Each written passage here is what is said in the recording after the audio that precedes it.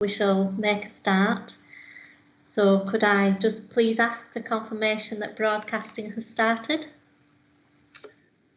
It hasn't yet, Chair. Right. I'm monitoring it. Then. I've just had a message saying they're just about to set it live.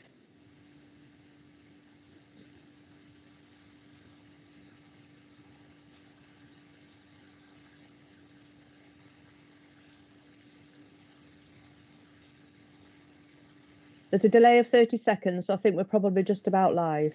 It's live now, Chair. Right, thank you very much. So I'd like to say welcome to everybody to the Finance and Resources Committee. So today, the 17th of July 2020. So we shall commence the meeting now. So it is being broadcast live. So do we have any apologies for this meeting? And I take it that that's a no, Nikki, because we're all present and correct. So yes, no apologies, Chair. Thank you. So we go straight into the minutes of the last meeting, which are for signing. Are there any matters arising from these minutes that anyone would like to raise?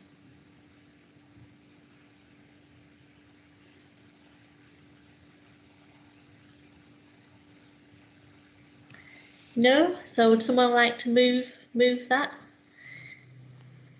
Move them as a correct record? Chair. Right, thank you. So there are no urgent items for consideration during this meeting.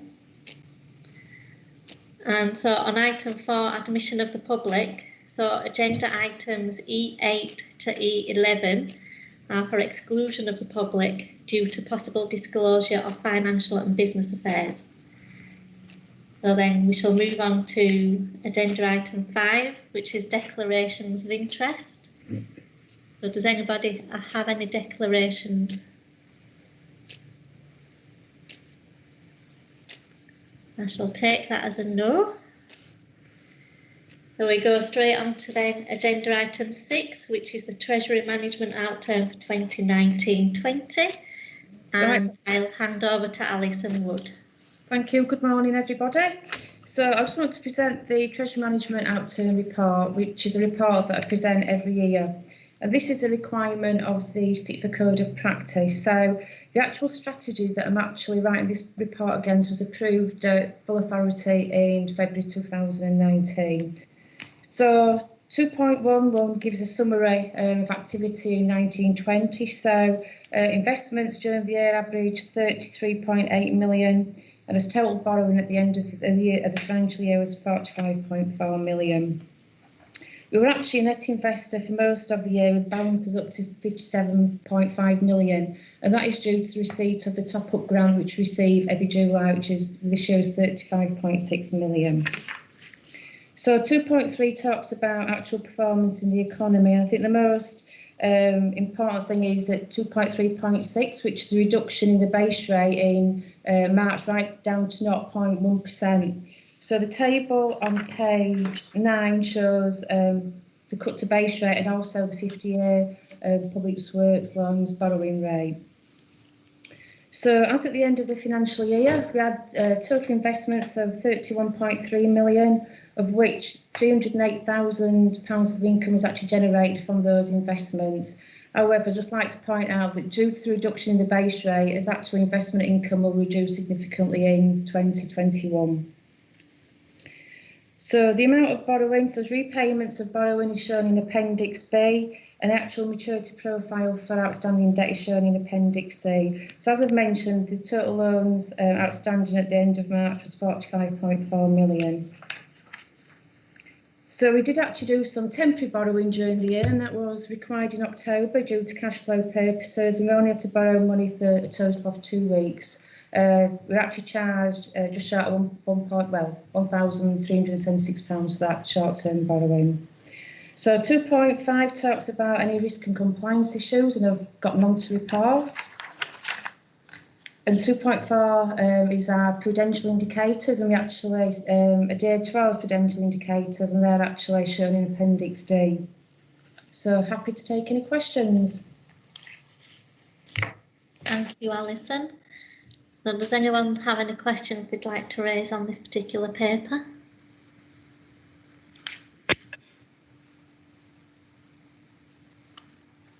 Councillor Harrand. Yes, Alison, have we got the Treasury top-up payment again this July? They're still paying it in a lump sum early in the year, are they? So the top-up grant is going to be paid next Friday. Going to receive 31 million in top-up grant next Friday. So we're constantly looking well. We've actually made arrangements to invest that money accordingly from next Friday. And that's the whole amount, is it? Pardon? The whole amount, all of it? Yes. Yeah. Yeah, so we're actually arranging some loans to some district councils. So there's Liverpool and Blackpool and Darwin that we're actually investing that money with. Well, that's just income, isn't it? And we don't pay any interest on the grant from the government, and we just make a little profit. We do, profit. yes. Yeah, we do, yeah. Thank you. Councillor O'Donovan. Thanks, Chair. I just ask a bit more for my knowledge and maybe others' knowledge, really. So it talks about in the report no long-term borrowing taken in 1920. So our capital expenditure was financed from internal cash reserve. What, in layman's terms, what does that mean? What's the significance of that, and what's the value of that? So what that means is, because we were a net investor, so we had actually cash in our bank account, we didn't actually need to go out and do any new long-term borrowing to fund his capital plan. So in effect, we've used his own money in his bank account to actually pay for that. So what that means is we're not having to pay any interest charges on any borrowing that we've got, and also there's no obviously principal repayments. So we've taken no new long-term borrowing since 2011, so it's 9 years since we took any long-term borrowing. Okay, thank you. Thanks, Chair. Crystal clear. Are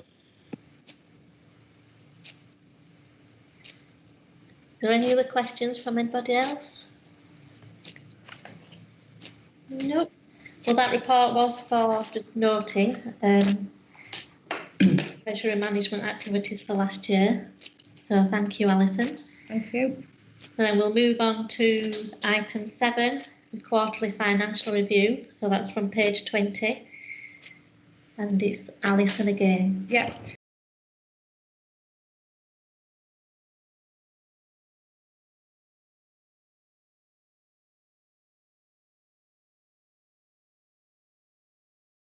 As well. So the purpose of this is that members need to know the content of the report, and also need members to approve some changes to the capital plan, which I'll refer to when I get through to there. So 2.1, it's actually need approval of some budget revisions. So as you're aware, we actually have contingency budgets. So this is a budget for anything that's unexpected during the year. And all the growth and savings that were approved in the budget in February have actually put into the contingency budget. Because the pay award hasn't yet been settled for both support staff and our operational staff, what I'm requesting is the 3% pay award provision and move from budgets and actually put into the contingency budget. So this means is that budget monitoring is not distorted. So I'm asking approval just to move 1.4 million into contingencies. Obviously, when the pay award is actually settled, that'll be moved back up into budgets accordingly. So expenditure monitoring, so I'm sure you can understand we're still only 3 months into the year and the actual expenditure only covers 2 months of salary payments. But based on this, we're looking at an underspending of about £250,000. So the table in 3.3 shows how that's broken down. So once again, the lion's share of that is in regarding full-time employees. So once again, this is due to an additional 4 people actually retiring before the due retirement date that's actually forecast. And also we've had 2 additional leavers than actually planned in the period. What I would like to say is that the workforce plan and the budget is monitored closely on a monthly basis. So support staff are looking at an underspend of 65,000. So once again, that is due to the time lag in somebody leaving a position and actually being appointed to that position. There's actually a target recruitment cycle timing of 84 days. As you can understand, some of the recruitment process has been hindered by COVID-19.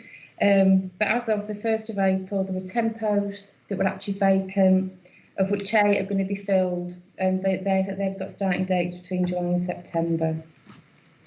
So both for transport and supplies and services, we're showing an underspend, and this is once again due to the effects of COVID-19.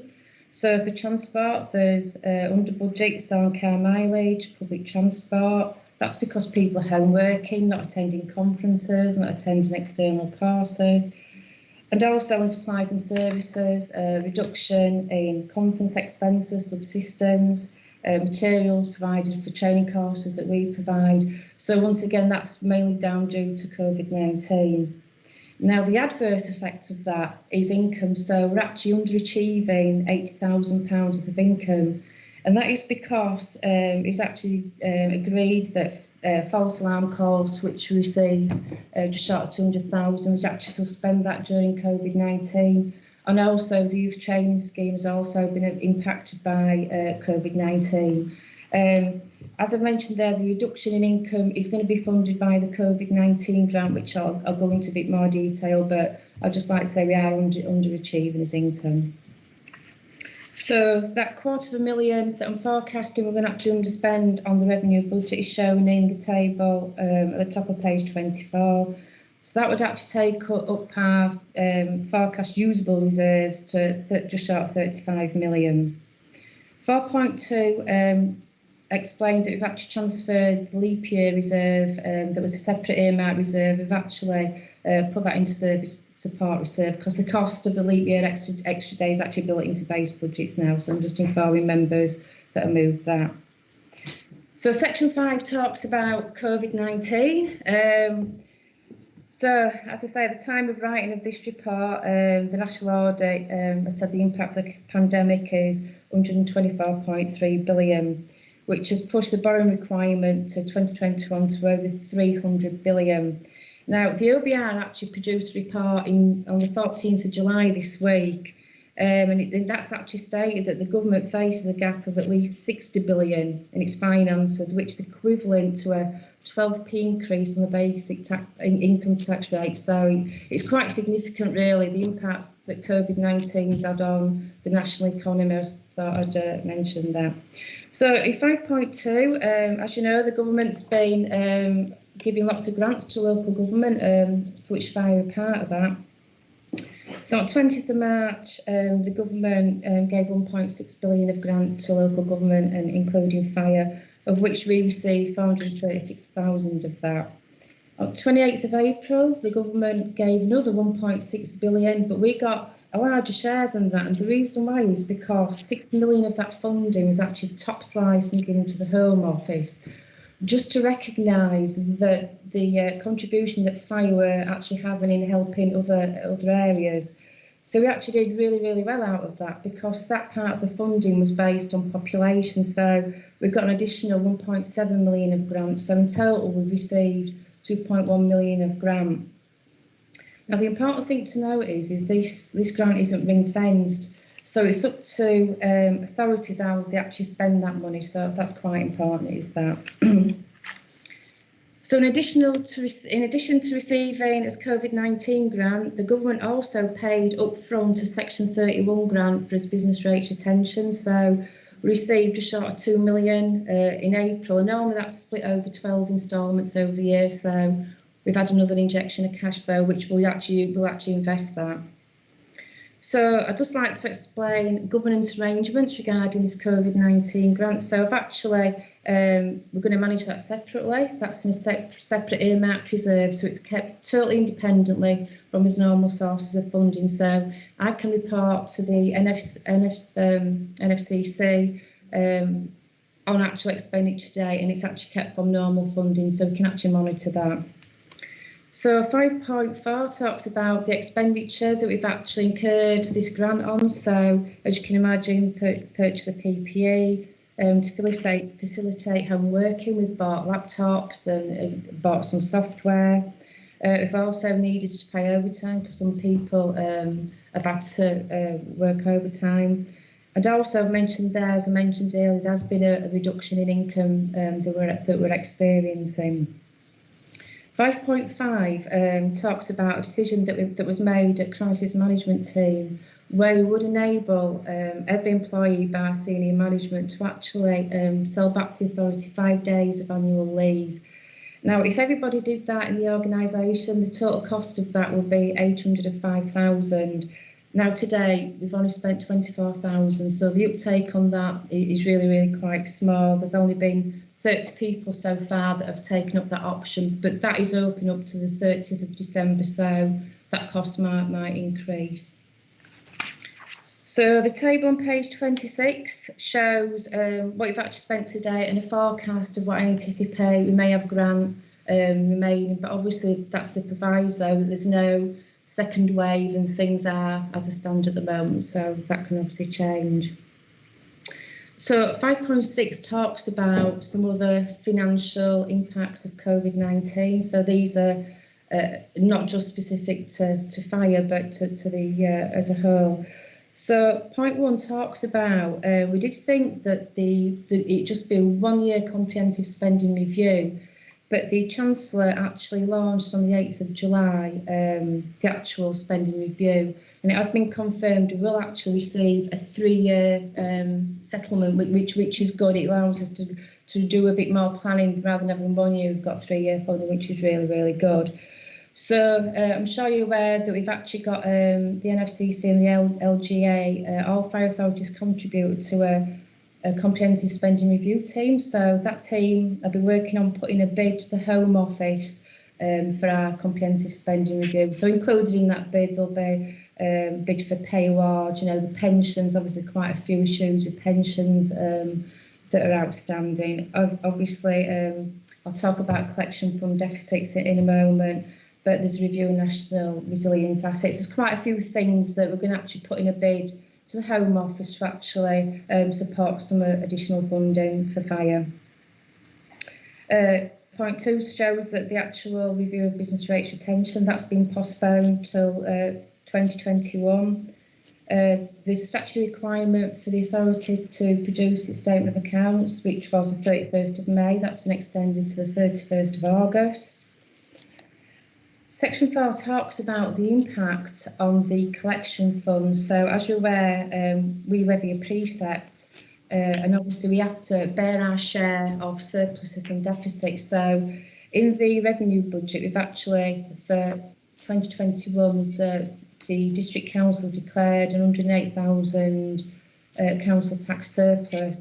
Now, district councils are reporting to government regarding their potential council tax deficits, and the information I've received from district councils is that deficit could be around 4.3 million. That's the effect to us, so it's really, really quite significant. So I'll just talk about an announcement that was made on the 2nd of July which talks about some of these council tax deficits. So on the 2nd of July, the government announced an extra 500 million support for COVID grant to local authorities. We've received none of that funding this time. That's just all been for district councils. What it did mention in there was supporting reductions in income. So the government will pay up to 75% of any loss of our income up to 5%. So I'm anticipating that our reduction in income will exceed 5%. So the government have said they will fund up to 75% of that loss of income. So I anticipate that we are going to be funded for that.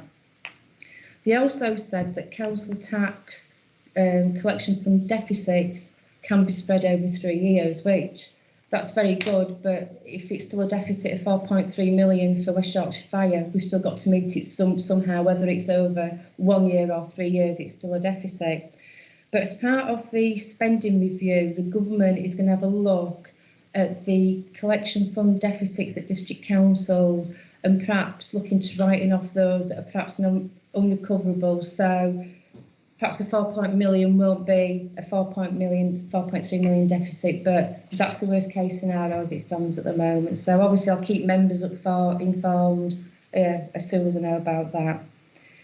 So then I talk about COVID-19 has certainly had an impact on the delivery of the capital plan. The Service Recovery Group are looking a way forward, and I will be bringing a revised capital plan to October F&R for that to be revised. And at the top of page 27 talks about reduction in base rate. So So even though we've got all these investments, we'll have a reduction in investment income. So I think perhaps before I move on to Section 6 capital, has anybody got any questions regarding the revenue out turnover COVID-19? I'd like to sort of, say it's good that the government have acknowledged the fire response to the COVID situation, and that there has been some money put that way to cover those services and expenses, because we do fund some services within the fire authority that the government don't give us money for. So I'm particularly thinking of the water rescue. So when you've referred to the national resilience for the spending review, does the water rescue side take part of that? No, it doesn't. So this is our USAR capability that we actually provide national resilience for the country as a whole. So it's that part of it, they're actually viewing the asset base for that. So that's totally separate is water rescue. Yeah, so at what point does that get considered for possible funding going forwards?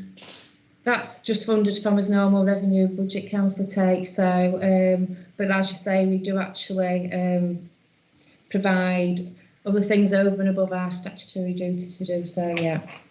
Yeah. So we're fortunate to be in a position that we've been able to do that up to now, but who knows going forwards. Has anybody got any other questions that they'd like to raise? So, Councillor Harron. Yes, thank you. This selling of holidays back, is that a national policy? Sorry, Councillor Hammond, you can't hear you. I'm not muted. Paragraph 5.5. Oh, 5.5, sorry. Yeah, sorry. The selling back of holidays, is that a national policy? Is that not something specific to West Yorkshire, is it?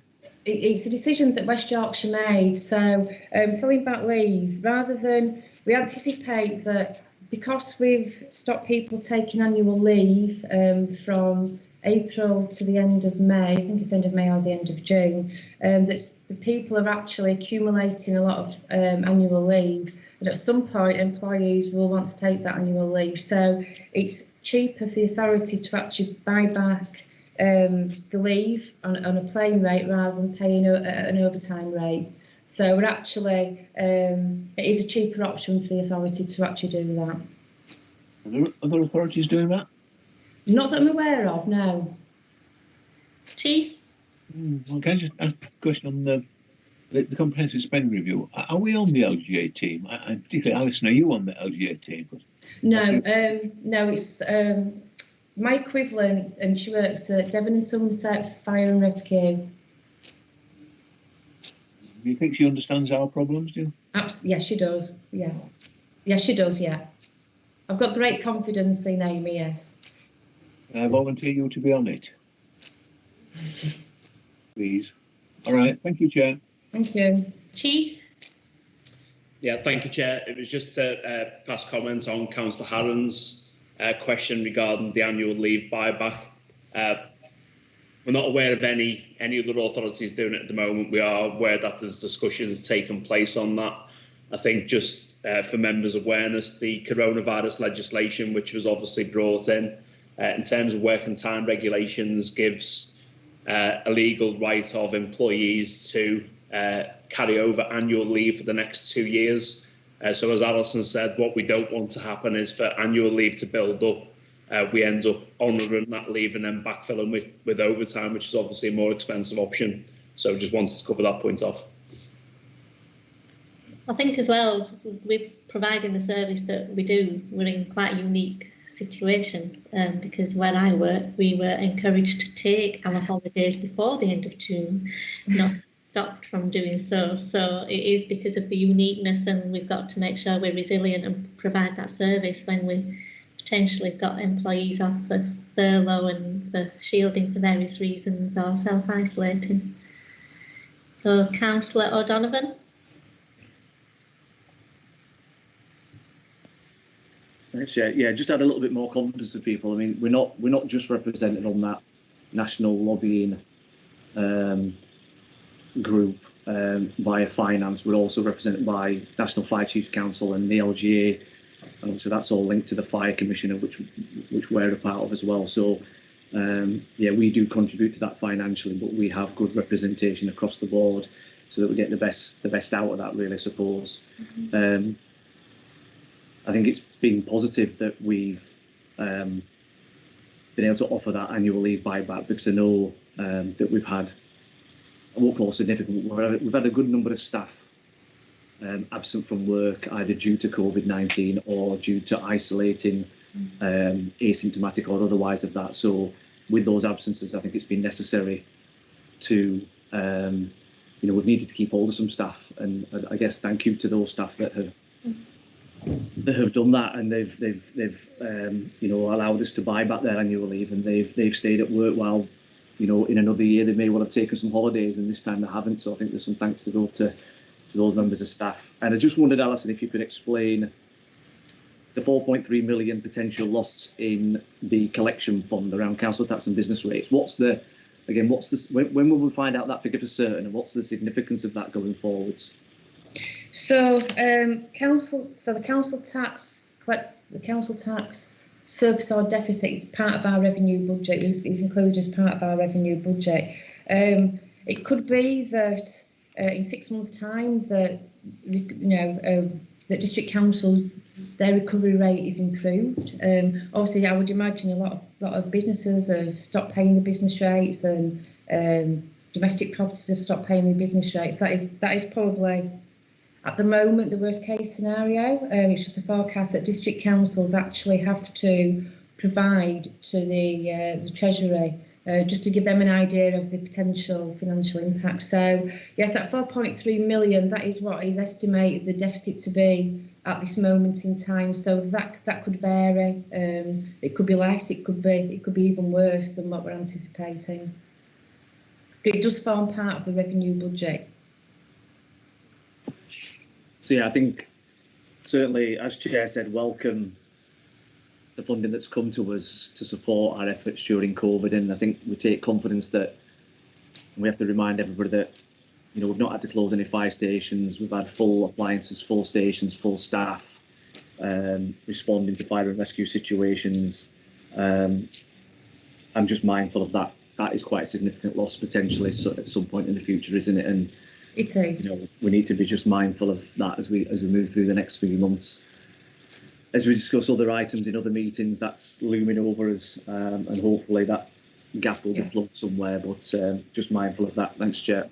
Yes. So that will be taken as part of the comprehensive review team. So they'll put in a bid to Home Office to include, obviously potential deficits, and the impact on the district councils is significantly more. Your district councils, it's huge. The impact is huge, and obviously government are aware of this impact. So, but yeah, fingers crossed. Right, Sorry. Shall I move on to capital now? Or? Yeah, I was just going to say there doesn't seem to be any further questions. So yes, thank you. Yeah, so this is capital expenditure monitoring. So 6.2 talks about the revised capital plan, and this is the area that I need members' approval. So when we actually close the 19-20 accounts, we actually look at capital schemes. So capital schemes that have outstanding commitments, and we actually slip into the following year. So the amount of slippage is 5.2 million, which is quite significant, really.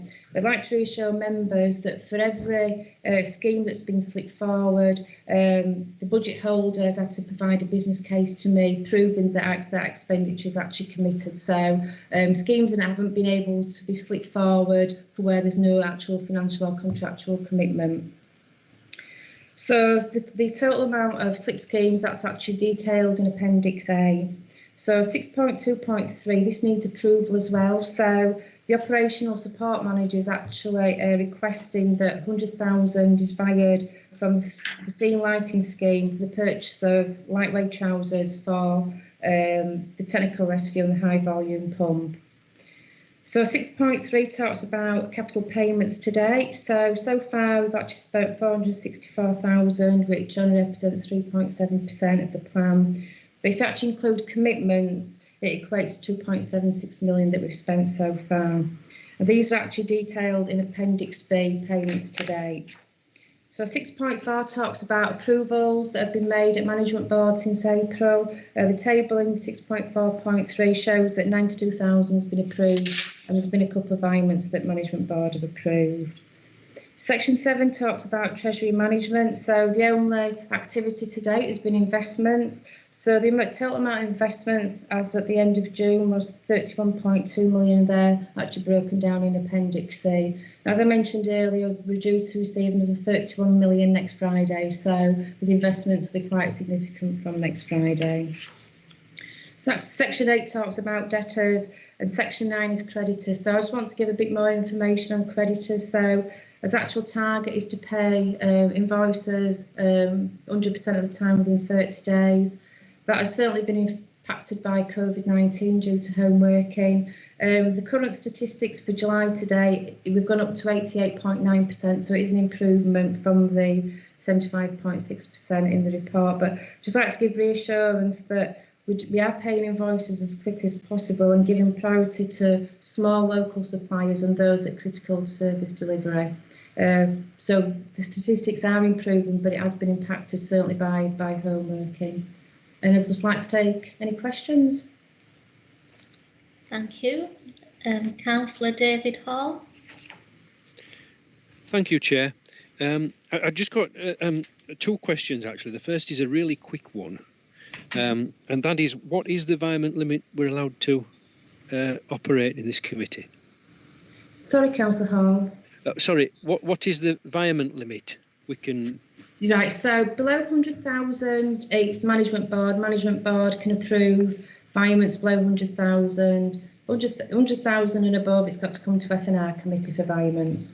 Okay, thank you ever so much. Yeah. And the second question, if that's okay, looking down the capital list here, and because there's a heck of a lot of slippage, surely a lot of this stuff must have been urgent because it was all slipped into year one of the capital plan at the budget meeting. In which case, which are the ones on here we should really be worried that haven't been done yet, and which are the ones where, to be quite honest, if they do slip a bit further, it's fine because we can get by? Yeah, so there's two things there. A lot of the big procurements were actually commenced at the end of March. So certainly Wakefield Revo is one of them. If Gail wants to talk about VoIP, but VoIP was one that we actually entered into a contract at the end of the financial year. So that's that. What I mentioned earlier on in the report is that I am going to revise the capital plan in October. Managers didn't have enough time to actually go through the capital plan and look in detail what can be delivered in this financial year. So I will be bringing in a revised capital plan for members to approve in October when managers have actually had chance to actually reflect what can be delivered in 2021, because certainly capital plan has been impacted. I don't know if Gail wants to talk about ICT capital plan, or Nick wants to talk about property. I'm not so sure. Yes, Chair. Some of the schemes in the IT capital plan we are looking to slip, and there's some of that in the paper further down. The voice over IP project, there were some delays in the procurement side of that, but we are actually well on with that project, and we're looking to go live in September and October this year, because it will have massive benefits to people who are working from home as well. So we have actually throughout this been trying to get on with the projects that will have beneficial impact to our staff in situations such as the current one, and the ones that are going to have less of an impact on our staff are the ones that we're looking to postpone.